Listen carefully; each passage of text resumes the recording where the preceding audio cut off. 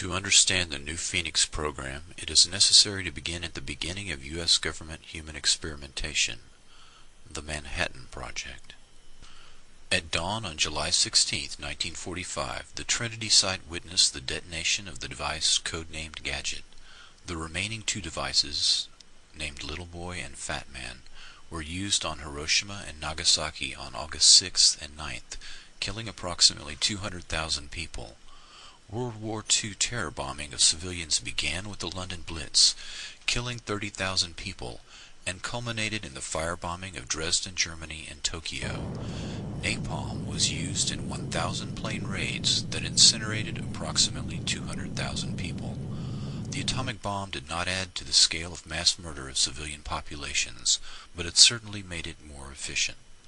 Many of the scientists were appalled at the result. Some had urged a demonstration shot.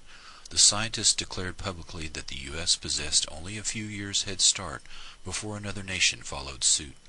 Many of the scientists and some generals advocated international control and the eventual banning of nuclear weapons. Those that tried to head off a nuclear arms race in the end failed, as events and personalities took on a momentum of their own. Edward Teller advocated the super heavy, the hydrogen bomb. Oppenheimer objected to the development of the hydrogen bomb and stated that these were genocidal weapons. He was promptly replaced. Teller assumed the scientific leadership of the weapons program and remained influential for the entire Cold War. The largest hydrogen bomb ever tested by the U.S. was around 40 megatons, 2,000 times more powerful than the 20-kiloton Hiroshima bomb. The nuclear arms race that followed has resulted in the doctrine of MAD, mutually assured destruction. If either the U.S. or USSR launched any or all of their half of the 20,000 nuclear weapons they have aimed at each other, then they can rest assured that they too would be completely destroyed in a retaliatory strike. The nuclear arms race consumed much of the wealth of the U.S., leaving the civilian population living in the very real fear that the world could end in a matter of minutes. In 1943, the first human test subjects would be used without their knowledge or consent.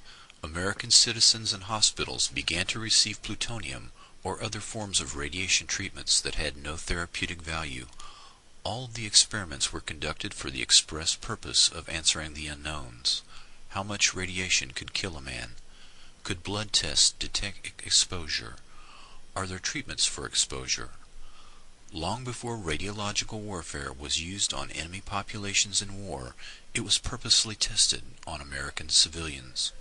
By 1945, the war was over, but these questions remained unanswered, and the experiments would continue in secret for the next 30 years.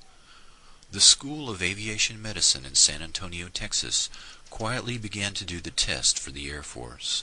Military officials did not object to the use of cancer patients, but many of these people were not very ill or had been misdiagnosed. Several of the people injected with plutonium had been diagnosed as having cancer when they did not. Many of the others were not cancer patients, but suffered from illnesses such as hemophilia, scleroderma, or Cushing's disease. These errors were repeated in the total body irradiation experiments that were sponsored by the military. Many of the cancer patients had been well enough to work and live normally. A lethal dose of radiation is 350 rad. After doses of 100 to 2,000 rad, many patients died within days or weeks from radiation poisoning. Those that lived were often debilitated and in constant pain. Nazi scientists were employed at Randolph Air Force Base in San Antonio and involved in these lethal experiments.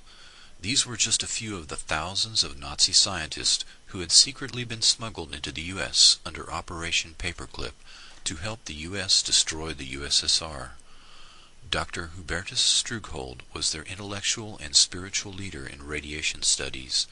He brought in Dr. Herbert Gerstner, who used prisoners during the war to study at what point human hearing is completely destroyed due to shelling, and to study the exact cause of death in cases of electrocution.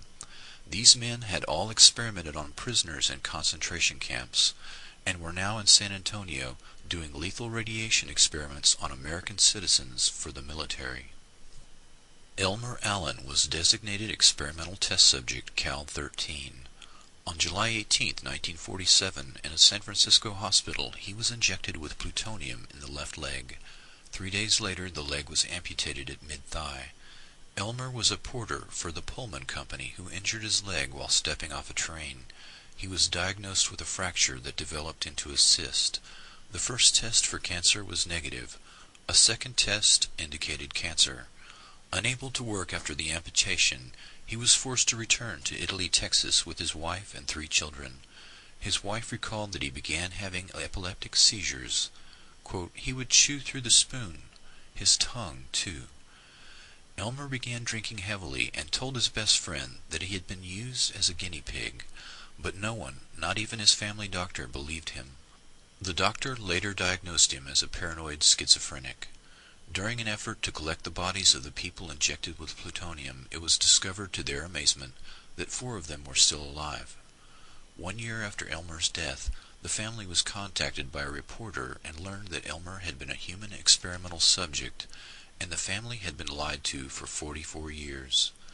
Elmer Allen died in 1991. His headstone reads Elmer Allen, 1911-1947, Cal 13, 1947-1991, one of America's nuclear guinea pigs.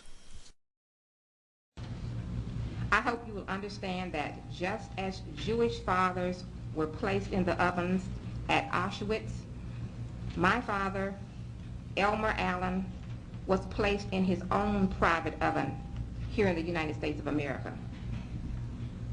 He was left there for 44 years, and the scientists occasionally took a peek inside to see if he was still alive. His survivors are pledged to tell the truth about this experiment for the next 50 or even 100 years if necessary, so that future generations will have more than lies, half-truths, and inconclusive reports when attempting to recount this real-life horror story.